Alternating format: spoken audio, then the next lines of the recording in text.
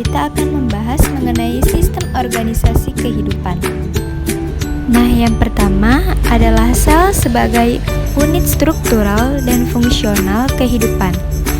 Nah, di mana sel merupakan bagian terkecil dari kehidupan. Di dalam sel terdapat penyusun sel atau organel sel.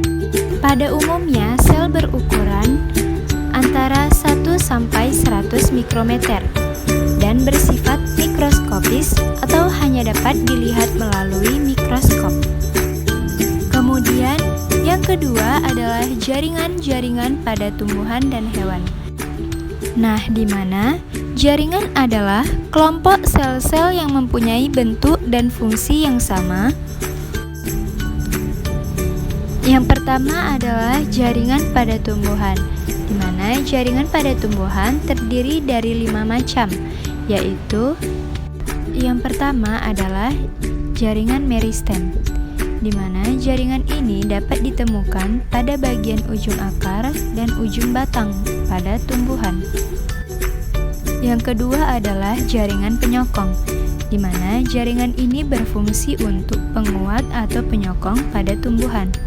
Kemudian yang ketiga adalah jaringan dasar atau jaringan parenkim, di mana jaringan ini merupakan tempat berlangsungnya fotosintesis. Kemudian yang keempat adalah jaringan pengangkut, di mana jaringan ini terdiri dari 2 macam, yaitu xilem dan juga floem. Di mana yang pertama adalah xilem berfungsi untuk mengangkut zat-zat dari dalam tanah ke tubuh tumbuhan, sedangkan floem adalah untuk mengangkut hasil fotosintesis dari daun ke seluruh tubuh tumbuhan. Kemudian yang kelima adalah jaringan pelindung atau jaringan epidermis, di mana jaringan ini berfungsi untuk melindungi tubuh pada tumbuhan. Kemudian yang kedua adalah jaringan pada hewan, di mana jaringan pada hewan dibagi menjadi 4 bagian, yaitu yang pertama adalah jaringan epitel, di mana jaringan ini merupakan jaringan yang melapisi permukaan tubuh atau organ tubuh, baik permukaan luar ataupun dalam. Kemudian yang kedua adalah jaringan ikat, di mana jaringan ini berfungsi untuk mengikat, penyokong, dan penghubung antara satu jaringan dengan jaringan lainnya. Kemudian yang ketiga adalah jaringan otot. Dan yang keempat adalah jaringan saraf, yaitu jaringan ini tersusun atas sel-sel saraf atau neuron dan memiliki fungsi untuk mengatur serta mengkoordinasikan segala aktivitas pada tubuh. Selanjutnya, mengenai organ-organ pada hewan dan tumbuhan, di mana organ adalah kumpulan beberapa jaringan yang berbeda membentuk satu kesatuan untuk melakukan fungsi tertentu. Yang pertama adalah organ pada tumbuhan. Secara garis besar, organ pada tumbuhan dibagi menjadi 4 macam, yaitu ada akar, batang, daun, dan juga bunga.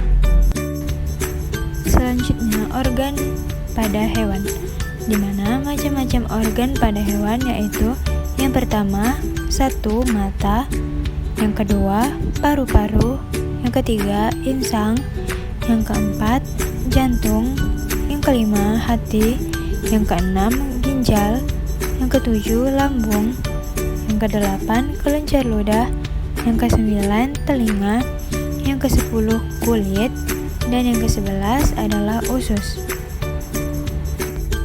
Selanjutnya adalah sistem organ dan organisme, di mana sistem organ adalah beberapa organ yang bekerja sama untuk melakukan fungsi kerja tertentu. Di mana macam-macam sistem organ pada manusia yaitu yang pertama adalah sistem pencernaan. Nah, contohnya adalah mulut, faring, esofagus, lambung, usus halus, usus besar, hati, rektum, dan anus.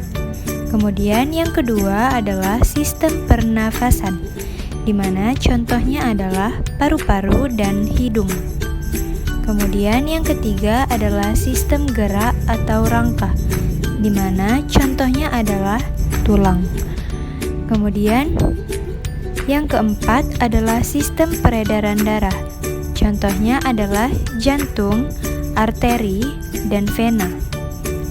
Kemudian selanjutnya adalah sistem ekskresi, di mana contohnya adalah ginjal, kulit, dan hati. Dan yang terakhir adalah sistem reproduksi, di mana contohnya adalah ovarium, rahim, vagina, penis, dan juga testis.